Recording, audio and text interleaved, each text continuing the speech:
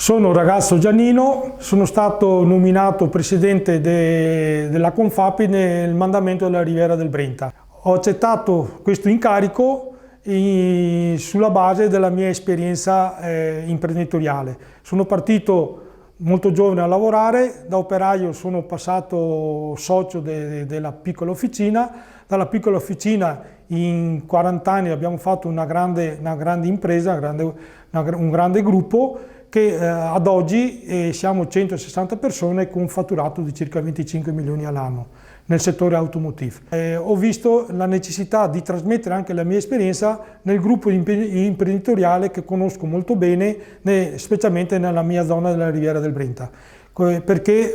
sono entrato anche nel settore edilizio e ho notato tante difficoltà appunto burocratiche. Nel momento in cui mi hanno chiesto di fare questo ruolo, l'ho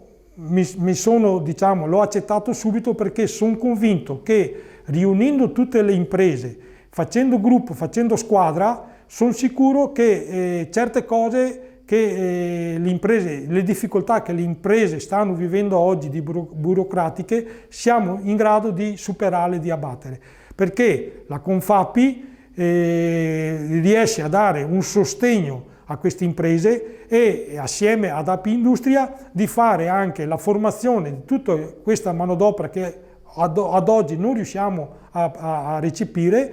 e questo qua fa sì che le imprese possano, avere un supporto esterno e sullo stesso tempo l'imprenditore possa dedicarsi più al suo lavoro e assare questi incarichi all'associazione, che possa supportarlo su tutti gli altri adempimenti burocratici.